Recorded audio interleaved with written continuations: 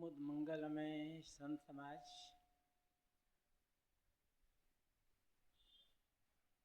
धर्म प्रेमी सज्जनों, श्रद्धा मूर्ति देवियों,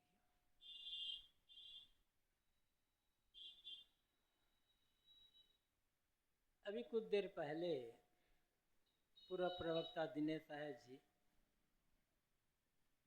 पंडित की बात कह रहे थे, कबीर साहब की साखी उदाहरण दे करके कि पंडित कौन हो सकता है। कबीर साहब ने जिस पंडित की बात कही है उसके लिए अमुक जाति में पैदा होना जरूरी नहीं। किसी भी जाति में पैदा हुआ व्यक्ति, किसी मत मजहब में पैदा हुआ व्यक्ति पंडित हो सकता है। बस उसके जीवन में प्रेम होना चाहिए, मानव मात्र के साथ साथ प्राणी मात्र के लिए। चलो, ये तो कबीर साहब की बात है। महाभारत में क्या कहा गया है? महाभारत में युधिष्ठिर से पूछा गया है, पंडित कौन, पंडित किसे कहना चाहिए? तो युधिष्ठिर ने ये नहीं कहा कि जो अमुक जाति में पैदा होता है वो पंडित होता है, जो वेदशास्त्रों का ज्ञाता होता है वो पंडित होता है, इतना पढ़ा लिखा होता है वो पंडित है। पंडित होने की कोई ये शर्त नहीं है। तो शर्त कौन है? महाभारत क्या कहता है उसे सुने। पटका पाठकाच्य चान्य शास्त्र विचिंतका सर्वे विष्णु मूर्खा या करामांसा पंडिता। पढ़ने वाले और पढ़ाने वाले, कुछ लोग पढ़ते हैं, कुछ लोग पढ़ाते हैं। महाभारत में युधिष्ठिर कहते हैं जितने पढ़ने वाले हैं और पढ़ाने वाले हैं, शास्त्रों का चिंतन मनन करने वाले हैं, सभी व्यसनी हैं और मूर्ख हैं, एक कोई पंडित नहीं है।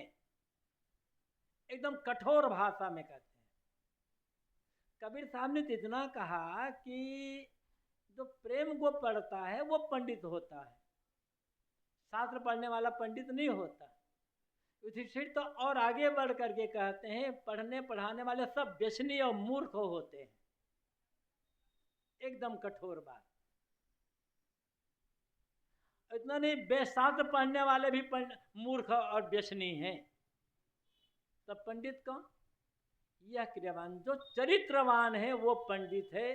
कहाँ पैदा हुआ है, किस जाति में पैदा हुआ है, अनपढ़ है विद्वान है, इससे कोई मतलब नहीं है। महाभारत के अनुसार इस श्लोक में जो कहा गया है उसमें पंडित होने की कसौटी है चरित्रवान, आचरण संपन्न होना। तो आचरण संपन्न तो कोई भी व्यक्ति हो सकता है। चरित्रवान होने के लिए अमुक जाति मत पंथ का कोई प्रतिबंध तो है नहीं। गीता में कहा गया यस सर्वे समारंभ काम संकल्प वर्जिता ज्ञानाग्निदग्ध कर्माणम तमाहु पंडितम बुधा। जिसके सारे के सारे कर्म अनासक्त भाव से होते हैं, निष्काम भाव से होते हैं, और जिन्होंने ज्ञान के आग द्वारा अपने सारे कर्म संस्कारों को जला दिया है, ऐसा जो ज्ञानी वैराग्यवान वो पंडित है। तो कोई भी वैराग्यवान हो सकता है, उसके लिए जाति का अर्थ क्या होता है? इसलिए कभी भी अपने मन में हीन भावना न लाएं कि हम छोटी जाति में पैदा हुए हैं, और अपने मन में अहंकार न लाएं कि हम बड़ी जाति में पैदा हुए हैं। जाति आदमियों की बनाई हुई, हमारी बनाई है।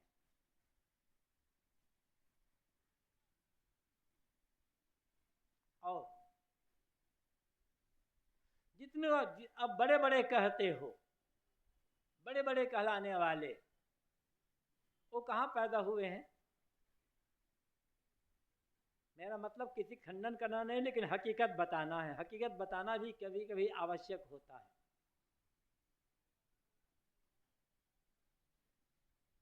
वेदव्यास बहुत प्रसिद्ध है, आजकल जगह जगह भागवत कथा होती है,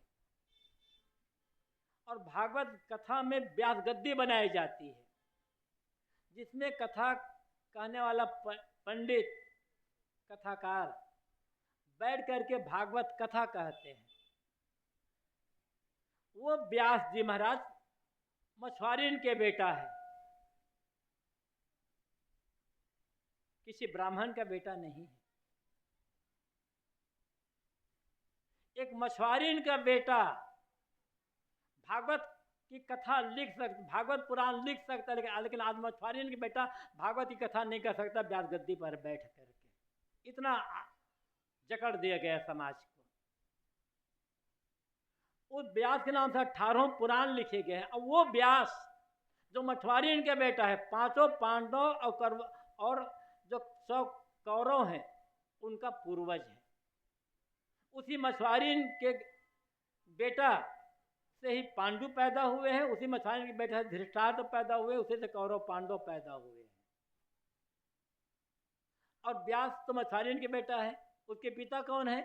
पराशर ऋषि। और पराशर ऋषि कौन है? सब आकाश से पराशर, कुत्ता पका कर खाने वाली चंडालीन का बेटा है पराशर। किसके यहाँ पैदा हुआ है? और पराशर के पिता कौन है? शक्ति ऋषि। और शक्ति किसका बेटा है? आदिवासी स्त्री का बेटा है। आदिवासी स्त्री के गर्भ से पैदा हुआ है।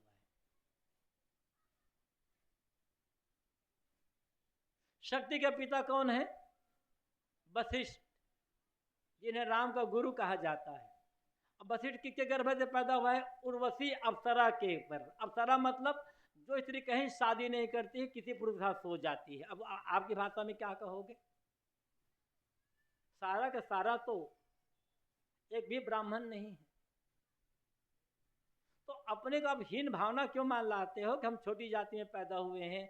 अहंकार क्यों करते हम बड़ी जाति में पैदा हुए हैं? जाति बड़ी नहीं होती, कर्म बड़ा होता है। सुबह सत्र में मैंने कहा था, विनम्रता की आवश्यकता है और अच्छे कर्म, ज्ञान की आवश्यकता है।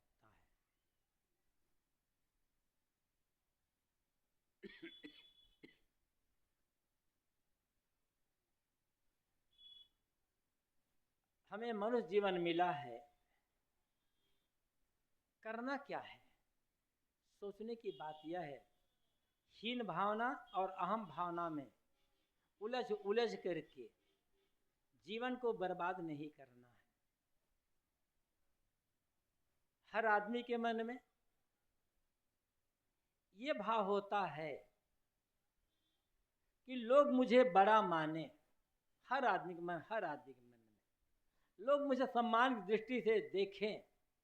अच्छा है, ये भावना होना गलत नहीं है, लेकिन आप में ऐसा कौन सा गुण है जिसके कारण से लोग आपको बड़ा माने, आपको सम्मान दे? ऐसी योग्यता क्या है? आपने किया क्या है ऐसा?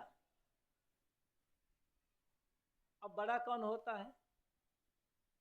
धन के कारण से आदमी बड़ा होता है, विद्या के कारण से आदमी बड़ा होता है, और पद के कारण से आदमी बड़ा होता है। लेकिन धन, पद और विद्या से जो बड़ाई आती है वो बड़ाई क्षणिक होती है, वो बड़प्पन क्षणिक होता है। असली बड़प्पन भीतर से आता है, और उसके लिए हमें प्रयत्न करना पड़ता है। कबीर साहब से किसी ने पूछा, साहब मैं बड़ा बनना चाहता हूं। साहब ने कहा अच्छी बात, लेकिन बड़ा कैसे बनना चाहते हो? बड़ा बनने के लिए करोगे क्या? साहब बड़ा बनना तो चाहता हूँ, लेकिन मुझे रास्ता मालूम नहीं है।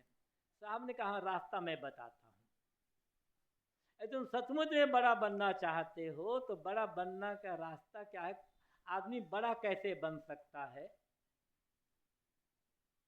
इसका रास्ता मैं बताता हूँ। यदि मेरे बताए रास्ते पर चलोगे तो निश्चित ही बड़े बन जाओगे। साहब ने एक साखी सुनाई, नमन शमन और दीनता समताशील स्वभाव, कहे कबीर सोई बड़ा जामे बड़ा स्वभाव। बड़ा कौन होता है? जिसका स्वभाव बड़ा है।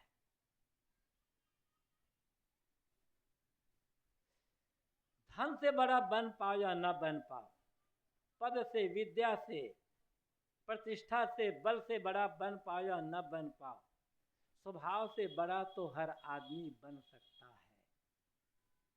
और स्वभाव से बड़ा बनने में बाहर कोई दिक्कत, कोई रुकावट नहीं है। रुकावट है तो भीतर, अंदर के लोभ, लालच, बुरी आदतें, दोष, दुर्गुण, दुर्व्यसन, अपनी कमी से आदमी छोटा हो जाता है। अपनी कमियों पर, दोष, दुर्गुण, दुर्व्यसन, बुरी आदतों पर संयम कर लिया जाए, इनका त्याग कर दिया जाए, तो धीरे धीरे धीरे अंदर से बड़प्पन का प्रकट होना शुरू हो जाएगा। बहुत सारे सद्गुण हैं, यहाँ साहब ने कुछ बातें कही है। नमन शमन और दीनता, समताशील स्वभाव। नमन, नमन का अर्थ होता है नम्रता, विनम्रता। नमन का अर्थ होता है नमस्कार करना, झुकना। और नमन का एक दूसरा भी अर्थ होता है, वो एकदम ज्ञान की ऊंचाई की पर होता है। जब आप कभी मंदिर जाते हो या किसी संत या गुरु से मिलने के लिए जाते हो, तो कुछ फूल लेकर के, कुछ फल लेकर के जाते हो भेंट करने के लिए। जब फूल लेकर जाते हो तो मंदिर में कहाँ चढ़ाते हो? मंदिर में बैठी मूर्ति के ऊपर, या मंदिर के में जो बैठी मूर्ति है उस मूर्ति के पैर के पास। जब किसी संत के पास जाते हो मिलने के लिए, तो फूल कहाँ चढ़ाते हो? संत के सिर पर या संत के पैर पर। और पैर पर चढ़ाओ तो क्या होगा? नमन करना होगा, झुकना होगा। फूल लेकर के जाना झुकने का प्रतीक है। झुकना सीखना होगा। कम से कम अपने से जो बड़े हैं, माता पिता हैं, पद में, उम्र में, मर्यादा में, त्याग में, सदाचार में अपने से बड़े हैं, उनके सामने झुकना तो सीखना होगा। आप चाहते हैं कि आपसे छोटे, आपके बच्चे आपसे झुक करके रहें, तो आप आदर्श का दिखला रहे हो उनके साथ। आप झुकना जानते हैं या नहीं जानते? अपने से बड़ों के आगे आप झुकना नहीं जानते, तो आपसे छोटे लोग आपसे आके आगे क्यों झुकेगा? क्या आदर्श स्थापित करना चाहते हैं? अपनी भावी पीढ़ी को कौन सा संस्कार देना चाहते हैं? खुद सोचें। संस्कारों की शुरुआत घर से होती है, फिर समाज से। घर में आपस में लड़ाई हो रही, पति पत्नी लड़ रहे हैं, सास बहू लड़ रही है, भाई भाई लड़ रहे हैं, पिता पुत्र लड़ रहे हैं। आने वाले बच्चों को संस्कार क्या मिलेगा? जिस घर में पुरुष बात बात में अपनी पत्नी को डांटता है, फटकारता है, तो समय से मार भी देता है, उसका बेटा क्या सीखेगा? किसी स्त्री की इज्जत करना सीखेगा? किसी स्त्री को आदर देना सीखेगा? बातें बहुत सारी हैं। अहंकार का त्याग, नमन करने का अर्थ होता है, झुकने का अर्थ होता है अहंकार का त्याग। मंदिर जाते हो, ये संत आश्रम में सत्संग हो रहा है, यहाँ आप आए हैं, बहुतों ने कुछ न कुछ भेंट किया होगा आश्रम में। मंदिर जाते हो तो आप कुछ न कुछ भेंट करते हो, लेकिन भेंट करने के लिए एक चीज रह जाती है, उसे कभी भेंट नहीं कर पाते। इसीलिए बहुत सारी चीजें भेंट करते हुए भी जीवन में शांति का अनुभव नहीं हो पाता है। दक्षिणा भी देते हो, आपके घर में कोई संत महात्मा का आगमन होता है, जब विदा लेते हैं तो आप उन्हें कुछ दक्षिणा देते हो, लेकिन एक दक्षिणा बाकी रह जाती है। आपने दक्षिणा बहुत दी होगी, भेंट बहुत कुछ किया होगा, एक चीज का ध्यान दो। जब कभी मंदिर जाओ, आप यदि मंदिर जाते हो, मानते कि वहां कोई भगवान बैठा हुआ है, और कुछ भेंट लेकर जाते हो, कुछ भेंट खाली हाथ जाओ, खाली हाथ, कुछ लेकर जाने की जरूरत नहीं है। और मंदिर जाते हो, किसी की मूर्ति बैठी, आप भगवान मानते हो, तो हाथ जोड़ करके खड़े हो जाओ और मन ही मन प्रार्थना करो, हे भगवान, मैं आपको भेंट क्या चढ़ाऊं? मेरे पास जो कुछ दिया है, जो कुछ है, सब आपका ही दिया हुआ है, मेरा तो कुछ है नहीं। आपकी दी हुई चीज को आपको ही लौटा दूं, इसमें मेरी क्या विशेषता होगी? हाँ, मेरा बनाया, जो मैंने बनाया है, मैं आपको भेज रहा हूं। मैंने अहंकार मैंने बनाया है, भगवान अहंकार को भेंट करता हूं आपको। कभी किया ऐसा आपने? काम की वासना मेरी बनाई है, क्रोध मेरा बनाया है, ईर्ष्या मेरी बनाई है, बैर विरोध मेरा बना, भगवान इनको अर्पित करता हूं आपको, भक्ति सार्थक हो जाएगी। लेकिन ऐसा हम कभी नहीं करते, इनको बचा करके रखते हैं। दान दक्षिणा कर दिए, बड़ी वाहवाही हो जाती थी, अमुक ने इतना दान किया, ताली पीट गई। लेकिन जो भेंट करना चाहिए था, अपना अहंकार, एक अहंकार को भेंट दे दें। कोई संत महात्मा आए, कहे महात्मा आप मेरे घर पधारे, बड़ी कृपा हुई, आप विदा ले रहे हैं, विदा में मैं आपको कुछ क्या दूंगा? मैं अपना एक दुर्गुण आपको दे रहा हूं, इसे आप आए हैं, ये दुर्गुण छोड़ रहे हैं, इस दुर्गुण छोड़ने का संकल्प ले रहा हूं, उनके लिए बड़ी भेंट हो जाएगी। सुधार किसका होगा? लाभ किसका होगा? थोड़ा जीवन को बदलना सीखना होगा ना। भक्ति के नाम पर, धर्म के नाम पर बहुत कुछ कर लिया हमने, बहुत कुछ कर लिया, बदलाव जीवन में कुछ भी नहीं आया, क्योंकि बदलने की मनोवृत्ति ही नहीं, बदलने की चाहना ही नहीं है अंदर में। अब थोड़ी सी मनोवृत्ति बदलनी होगी, दिशा थोड़ी बदलनी होगी। तो जब कभी किसी संत आश्रम में जाओ, या कभी आपके घर संत कोई आए, तो एक एक दोष, एक एक दुर्गुण का त्याग करते जाओ। सुबह एक सज्जन मिले थे मेरे कमरे में, जहां मेरा निवास है, बैठे थे, कह रहे थे, उनकी बात सुनकर के प्रसन्नता हुई। बता रहे थे कि साहब, पहले मैं कभी कभी गुटखा खा लेता था, एक आदमी के साथ काम करता था, वो गुटखा खाता रहता था, तो बीच बीच में मैं भी खा लेता था। गत वर्ष आप आए थे इस कार्यक्रम में, तो आपने कबीर साहब पद मोर हीरा हिराएगा कचरे पर प्रवचन किया था। उसमें आपने कहा था कि 1 ग्राम का गुटखा के पुड़िया में कितना होता है? 1 ग्राम गुटखा होता है। 1 ग्राम का गुटखा 50 किलो का आदमी को नचा रहा है या नहीं नचा रहा है? 60 किलो, 70 किलो, 80 किलो का आदमी 1 ग्राम का गुटखा 1 ग्राम का गुटखा नहीं मिला, आदमी परेशान। 1 ग्राम की छोटी सी बीड़ी, 2 इंच की बीड़ी 5.5 फीट 6 फीट के आदमी को नचा रही है। कितना गुलाम बने हो आप, कभी सोचते हो? भगवान के बड़े भगत हो, गुरु के भी भगत हो, संत के भी भगत हो, पहले सोच लो भगवान की भक्ति बड़ी है या बीड़ी की भक्ति बड़ी है? बिना भगवान के कितने दिन रह सकते हो? बिना बीड़ी के कितने दिन रह सकते हो? बिना मंदिर के कितने दिन रह सकते हो? बिना बीड़ी भी कितने दिन रह सकते हो? किसके भगत हो आप? थोड़ी अपनी ओर झांकने की कोशिश है या नहीं? एक फॉर्मेलिटी पैदा करने के लिए होगा, सब हो जाता है। इसीलिए ये बात केवल आप लोगों के लिए नहीं है, बात हम लोगों के लिए भी है। हमें भी अपने भीतर जो दोष है, दुर्गुण है, उनका त्याग करना होगा, तभी हमारी साधुता काम आएगी, कपड़ा काम नहीं आएगा हमारा। बात है नमन की।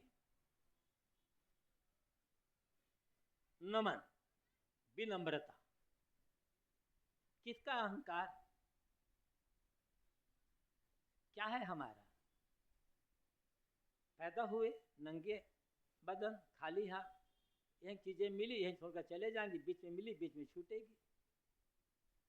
धन का अहंकार है तो आपसे बड़े बड़े धनिक लोग बैठे हैं दुनिया में, जो आपको कुछ नहीं समझते। उनके घर जाओगे तो बात भी नहीं करेंगे आप कोई नौकरी करते हो, कोई क्लर्क हो, कोई अफसर हो, बड़े बड़े अफसर है, उनके साथ जाओगे तो खड़े रह जाओगे, बैठने तक नहीं कहेंगे आपको।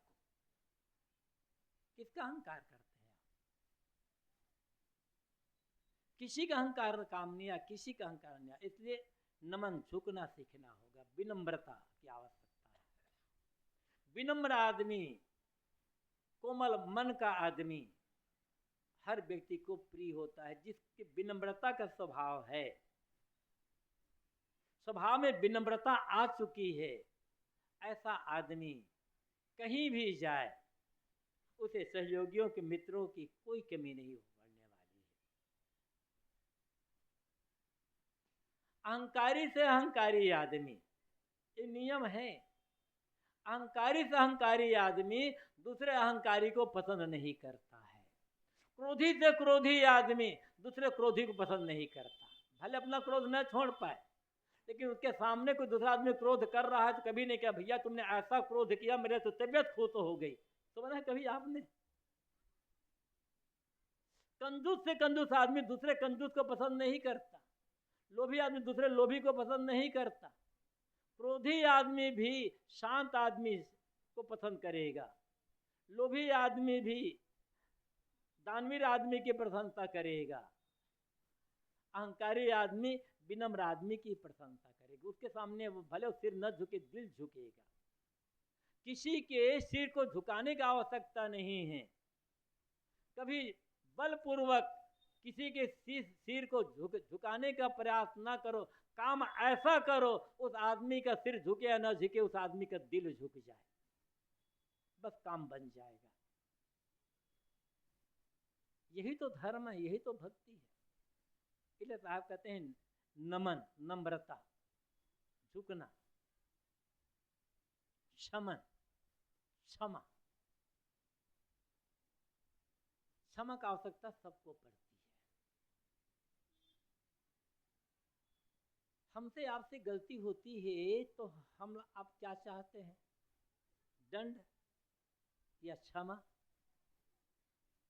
हर आदमी अपनी गलती के लिए क्षमा ही चाहता है। यह तो दूसरे के लिए सोचिए ना। जहां शासन की बात है, समाज व्यवस्था की बात है, राजनीति की बात है, वहां की बात अलग है।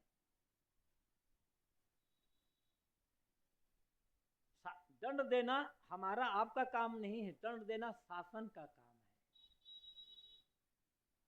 इसलिए कभी भी अपने अधिकार में आकर किसी दूसरे को दंड देने की बात मत सोचो। न्याय है, पंचायत है, कानून है, उसका सहारा लेना पड़ेगा। लेकिन व्यक्तिगत जीवन में यदि शांति चाहते हो तो क्षमा तो करना, सहना तो पड़ेगा। बिना झुके कहीं काम नहीं चलने वाला है। वीर वह नहीं है जो बड़े बड़े शत्रुओं को पछाड़ देता है। वीर वह है जो अपने क्रोध को संभाल करके शांत रह जाता है, अपने लोभ को, अपनी भावनाओं को संभाल करके शांत रह जाता है, भावनाओं के उद्वेग में बहता नहीं है। क्षमा, क्षमा का अर्थ क्या है? अपने अपराधी से बदला लेने की क्रिया और भावना का त्याग। किसी ने हमारे साथ गलत व्यवहार किया, अब हम क्या करें? क्या उसके साथ वैसा गलत व्यवहार हम भी करें या शांत रह जाए? नीति ये कहती है भाई हमारे साथ गलत व्यवहार कर रहा है तो हम भी गलत व्यवहार करें। एक आदमी कुआं में कूद रहा है तो हम भी कूद जाएं, ठीक है? वो तो नासमझ आदमी है ना। हम तो अपने को समझदार मानते हैं। हर आदमी को अपने ज्ञान का, अपनी समझदारी का बड़ा अहंकार है। हम आप तो अपने समझदार मानते हैं, वो तो नासमझी में हमारे साथ गलत व्यवहार किया और हमने भी वैसा गलत व्यवहार किया प्रतिक्रिया में, हम भी तो नासमझ हुए। फिर किसका अहंकार? समझदारी का। समझदारी का अर्थ है किसी के गलत व्यवहार को देखकर वैसा गलत व्यवहार न करना, किंतु अपने अपराधी को क्षमा करके उसके साथ तो व्यवहार ही करना। जिन्हें हम आदर्श मानते हैं उन संतों ने, गुरुजनों ने यही तो किया है।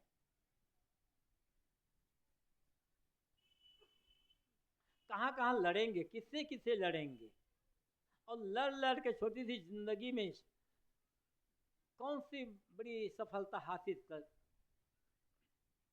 करेंगे आप?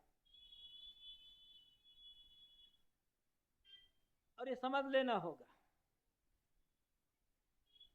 चाहे आप जिस क्षेत्र में आगे बढ़ेंगे, जिस क्षेत्र में, चाहे वो क्षेत्र राजनीति का क्षेत्र हो, चाहे वो क्षेत्र व्यापार का क्षेत्र हो, दुकानदारी का क्षेत्र हो, चाहे वो क्षेत्र भक्ति सेवा का क्षेत्र हो, चाहे वो क्षेत्र साधना का क्षेत्र हो, धर्म का क्षेत्र हो, जितना आगे बढ़ोगे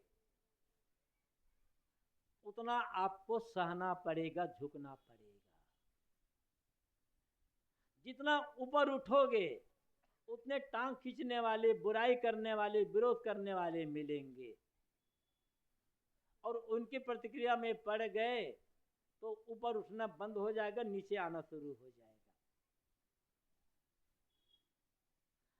जिस शक्ति से आप बदला लेने का काम कर रहे हो उसी शक्ति को ऊपर उठने में लगा दो। यदि सचमुच में ऊपर उठना चाहते हो तब, और ऊपर उठने का भाव ही नहीं है तब तो फिर लड़ो भाई, अपनी शक्ति को बर्बाद करो, लड़ कर प्रतिक्रिया में जल करके। और हर आदमी की जब भीतर चलती है प्रतिक्रिया प्रतिक्रिया प्रतिक्रिया। उन्होंने मुझे ऐसा कहा तो मैं उसको ऐसा कहूँगा, पता नहीं क्या कहा। आदमी अकेले में बड़बड़ाता रह जाता है आदमी, और बड़बड़ाते बड़बड़ाते आदमी अपनी शांति को नष्ट कर लेता है। छोटी सी जिंदगी, छोटी सी जिंदगी, उन्होंने ऐसा किया, उन्होंने वैसा कहा, उन्होंने हमें ऐसा समझा, पता नहीं क्या क्या आदमी के अंदर प्रतिक्रिया चलती है। और आदमी घर में देखो तो, बाहर में देखो तो, दफ्तर में देखो तो आदमी भुनभुनाता रहता है। लेकिन ये भुनभुनाना जीवन की हार है।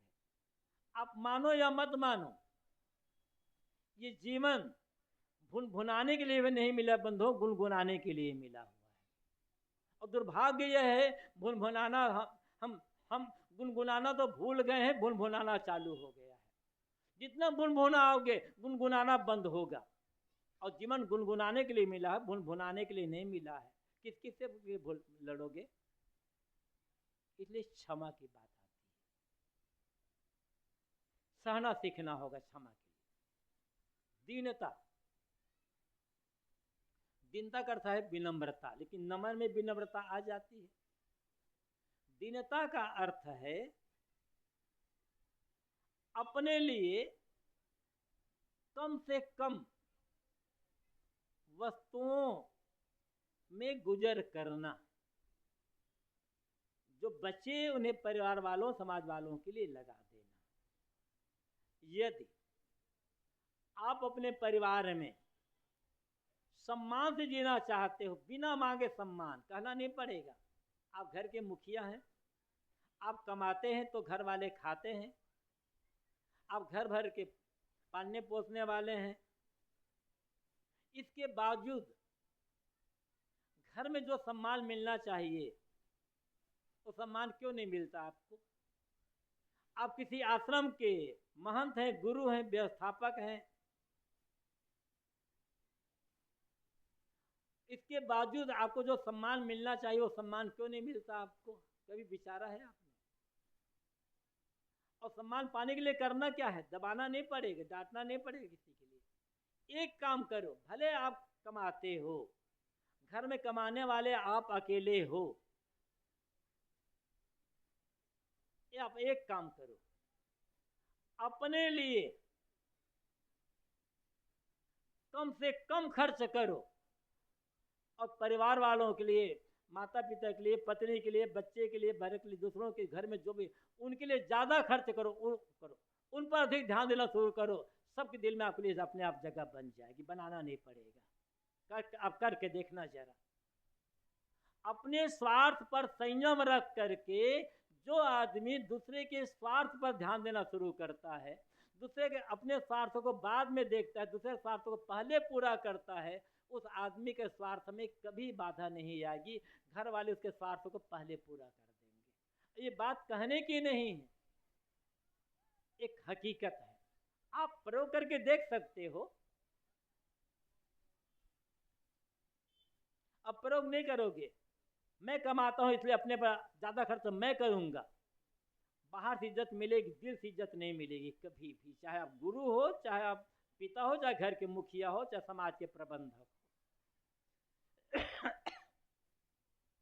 दीनता मतलब ऐच्छिक गरीबी, थोड़ी सी वस्तुओं में गुजर करना, जो मिल जाए उसमें संतोष रखना। दीनता का अर्थ ये नहीं कि फटे पुराने आप कपड़े पहनो, टूटी झोपड़ी में रहो या रूखा सूखा भोजन करो, ये दीनता का अर्थ ये नहीं है। मतलब न ललचाना, अधिक से अधिक चीज दूसरों की सेवा में लगाने का प्रयास करना, चाहे आप कहीं भी रहते हो। ऐसा करने वाला व्यक्ति सम्मान के पात्र हो जाता, वो आदमी बड़ा हो जाता। समताशील स्वभाव, समता, सुख दुख, हानि लाभ, अनुकूलता प्रतिकूलता, संयोग वियोग, मान अपमान, हर आदमी के जीवन में आते जाते रहते हैं। दुनिया में आज तक ऐसा एक भी आदमी नहीं हुआ है जिसके जीवन में सुख ही सुख रहा हो या जिसके जीवन में दुख ही दुख रहा हो। जैसे दिन के बाद रात आती है, रात के बाद दिन आता है, ऐसे ही सुख के बाद दुख, दुख के बाद सुख, अनुकूलता के बाद प्रतिकूलता, हानि के बाद लाभ, लाभ के बाद हानि, बस आते जाते रहते हैं। सभी स्थितियों में समभाव में रहना, विचलित न होना। सुख दुख दोनों रहते जिसमें जीवन है वो गांव, कभी धूप कभी छांव। हमारे गुरुदेव जी की कविता की पंक्ति है, जीवन नभ में सुख दुख के बादल आते जाते हैं, है जीवन धन्य उन्हीं का जो मन पर नहीं लाते हैं। जो सुख दुख में उलझा है वह जीवन हार गया है, जिनको सुख दुख झूठे हैं वह भव से पार गया है। सुख आ गया उछलने लग गए, दुख आ गया रोने लग गए, ये भीतर की कमजोरी का लक्षण। सुख आ गया स्वागत करो और अच्छा काम करो, दुख आ गया स्वागत करो, सोचोगे दुख क्यों आया, कहां से आया, सावधान हो जाओ। सुख भी जगाने के लिए आता है, दुख भी जगाने के लिए आता है। कहा गया है जब जीवन में सुख आ जाए तब ये समझना ये सुख कभी मैंने अच्छे कर्म किए थे, पुण्य धर्म का काम किया था, उसी के फल में आज मुझे सुख के दिन देखना पड़ रहा है। यदि आज मैं और अच्छा काम करूं, धर्म परमार्थ पुण्य का काम करूं, तो आगे मेरे जीवन में और अधिक सुख के अवसर आएंगे। इसलिए अच्छा काम करना शुरू कर दो। और यदि जीवन में दुख आ जाए तो समझना कि कभी मैंने बुरे कर्म किए थे, कोई पाप कर्म मुझसे हुआ था, उसके फल में मुझे मेरे जीवन में आज दुख आया है। और आज यदि मैं पाप करूंगा, बुरे कर्म करूंगा, तो आज तो मुझे और आगे और अधिक दुख भोगना पड़ेगा। बुरे कर्म पाप करना छोड़ दो। ये सुख और दुख हमें जगाने के लिए आते हैं, लेकिन हम जाग नहीं पाते। सुख आता है तो उछलने लग जाते हैं, अहंकार करने लग जाते हैं, और दुख आते हैं तब रोने लग जाते हैं। घर वालों को, पड़ोसियों को, समाज को, भगवान को, अब पता नहीं किसको किसको दोष देना शुरू कर जाते हैं। और दोष देते देते अपनी तरफ निगाह हम डाल ही नहीं पाते कि कहीं मेरी गड़बड़ी तो नहीं हुई है। ये समता जीवन में जितना अधिक आएगी उतने जीवन में शांति का अनुभव हो पाएगा। कहाँ कहाँ किस किस के लिए होगा। जीवन ऐसा है, आज का धनवान आदमी कल गरीब हो सकता है, आज गरीब आदमी कल धनवान हो सकता है। जिसे आप शत्रु मानते हो वो मित्र हो सकता है, मित्र मानते हो शत्रु हो सकता है। अपने पराये हो जाते हैं और पराये अपने हो जाते हैं। कौन पराया कौन क्या क्या पता है। इसलिए हर जगह समझा, हर जाति के नाम पर, धर्म के नाम पर, मजहब के नाम पर, संप्रदाय के नाम पर सब समता। आप थोड़ी देर एक बात और कहूंगा मैं, आप अपने को हिंदू मानते हो, ठीक है, हिंदू होने का बड़ा अहंकार आपको है, चलो अच्छी बात। आप बीमार पड़ गए और आपके बगल में डॉक्टर मुसलमान है, तो क्या करोगे? अरे मैं तो हिंदू हूँ, वो डॉक्टर तो मुसलमान है, उसके पास नहीं जाऊंगे, मेरा धर्म बिगड़ जाएगा। ऐसा करोगे? चलो मान लो आपके डॉक्टर हिंदू है, तो आप कहोगे देखिए डॉक्टर साहब, जिस दवाई को हिंदुओं ने बनाया है ना, वही इंजेक्शन लगाना मुझे, और टेबलेट भी वही देना जो हिंदू ने बनाया हुआ होगा, हिंदू फैक्ट्री में बना होगा। और मेरी गाड़ी में पेट्रोल रस आया हुआ पेट्रोल मत डालना है, भारत का बनाया पेट्रोल डालना। ऐसा करोगे ना, मर जाओगे। फिर किसका अहंकार? मैं ब्राह्मण हूं, जिस दवाई को शूद्रों ने छुआ होगा, जिस फैक्ट्री में शूद्र लोग काम करते हो, पूरी फैक्ट्री अशुद्ध हो गई है, मुझे ऐसी फैक्ट्री नहीं चाहिए जिस फैक्ट्री में ब्राह्मण काम करता हो और फैक्ट्री ब्राह्मण का हो, वो दवाई देना डॉक्टर साहब। करोगे ऐसा कि नहीं करोगे? ऐसा करोगे, मर जाओगे तब तक। फिर किसका अहंकार ब्राह्मण होने का, किसका अहंकार हिंदू होने का? झूठे अहंकार में भूल कर बैठे हुए हो, मनुष्यता को भूल गए। अरे हकीकत को समझने का प्रयास करो, अहंकार काम नहीं आएगा। जो कपड़ा आपने पहना है ना, कितने बनाए हैं मालूम है? जिस गाड़ी में बैठकर आए हो, कितने बनाए हैं मालूम है? जो सीमेंट फैक्ट्री में जिस सीमेंट खरीदे हो, कितने बनाए हैं मालूम है?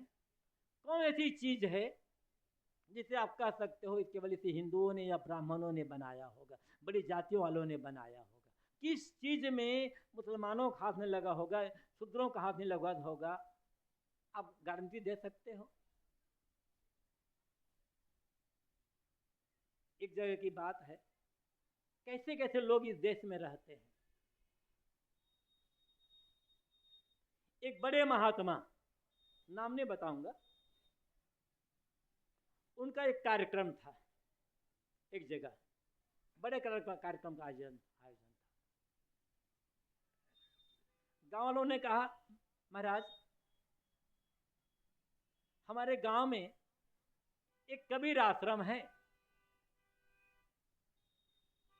और आश्रम बहुत बड़ा है, एकांत में है आश्रम, हर प्रकार की सुविधा वहाँ पर है। हम चाहते हैं आपका कार्यक्रम तो गांव के भीतर हो, लेकिन आपका निवास उस कबीर आश्रम में हो। महात्मा ने कबीर आश्रम, दुल्हा के आश्रम में मेरा निवास दोगे? नहीं जाऊंगा मैं वहां पर। ये है हालत। कैसे, क्या महात्मा क्या धर्म समझता है? तो भाई हकीकत को समझना होगा। बात को समता की, अपनी बात समाप्त करूंगा, समय पूरा हो रहा है। बात समता पे आई थी। मनुष्य मनुष्य बराबर है। खून की जरूरत पड़ गई, आप हॉस्पिटल गए, खून की जरूरत पड़ गई, क्या कहोगे? पहले पता लगा लो कि खून हिंदू का है कि मुसलमान का है कि ब्राह्मण का है, ये है या शूद्र का खून है, तब चढ़ाना डॉक्टर साहब। डॉक्टर क्या कहेगा? अरे अनाड़ी आदमी, खून खून होता है, हिंदू मुसलमान का खून नहीं होता, ब्राह्मण शूद्र का खून नहीं होता। ये खून लगा लो, नहीं तभी तुम्हारा प्राण चला जाएगा। समता सीखना होगा और मनुष्य मात्र प्रति प्रेम भाव बनाकर रखना होगा। हमारा ये देश अमुक वर्ग वालों के लिए नहीं है।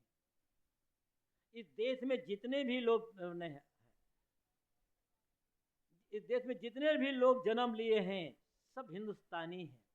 और हर हिंदुस्तान में, भारत में है तो भारतीय हैं। और हर भारतीय का कर्तव्य होता है अपने देश को मजबूत बनाना। हर हिंदुस्तानी का कर्तव्य होता है अपने देश को मजबूत बनाना। मजहब अलग अलग हो सकता है, उपासना अलग अलग हो सकती है, लेकिन देश हमारा है ना। एक पिता के एक घर में एक पिता के जितने बेटे होते हैं सब भाई हैं। तो एक देश हमारा, ये धरती माता भारत माता, हम भारत माता कहते, भारत माता ने जितने बच्चों जन्म दिया सब भाई और बहन ही तो हुए। कौन पराया हो गया? फिर किससे द्वेष करते हो, किससे वैर करते हो? और लड़ लड़ करके क्या देश स्वतंत्र रहेगा? क्या आप बता सकते हो कि किसी हिंदुओं ने देश के साथ गद्दारी नहीं की है? आज का कोई हिंदू कभी गबन घोटाला नहीं करता, कभी विदेशों को यहाँ का खुफिया रिपोर्ट नहीं भेजता है, बता सकते हो आप? फिर कैसे कह देते हो कि अमुक वर्ग वाले, अमुक जाति वाले, अमुक लोग ऐसा ऐसा करते हैं? गारंटी किसकी दे सकते हो? इसलिए इंसानियत को समझने की जरूरत है। शील स्वभाव, चरित्रवान। शील का मतलब होता है चरित्र। साहब की साखी है, शीलवंत सबसे बड़ा सब रत्नों की खान, तीन लोक की संपदा रही शील में यहाँ। शील एक ऐसा सद्गुण है जिस सद्गुण में सारे के सारे सद्गुणों का समाहार हो जाता है। एक शील जीवन में आया तो बाकी सद्गुण अपने आप जीवन में आते चले जाएंगे। शील का मतलब होता है उत्तम चरित्र, उत्तम स्वभाव, कोमल स्वभाव, सब कुछ आ जाएगा। इसलिए शीलवान होने, शीलवान व्यक्ति सबको प्रिय होता है। तो जिनमें ये सद्गुण होते हैं वो बड़ा हो जाता है।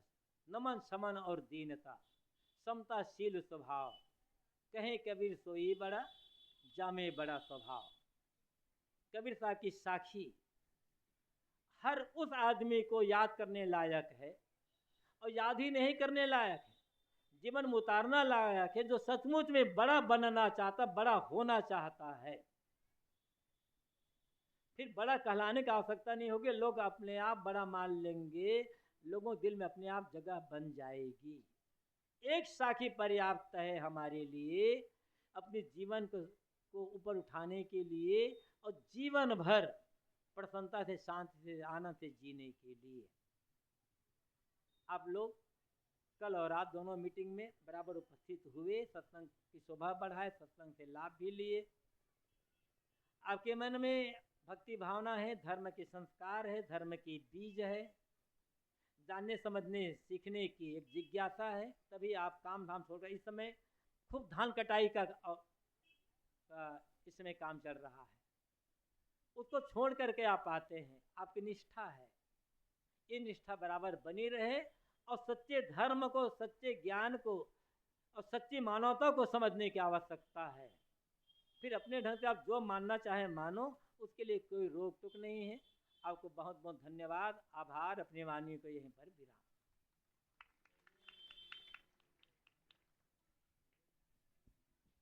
बोलिए सदगुरु देव की जय। हाँ, जरा तेजी से, जल्दी आना नहीं भाई।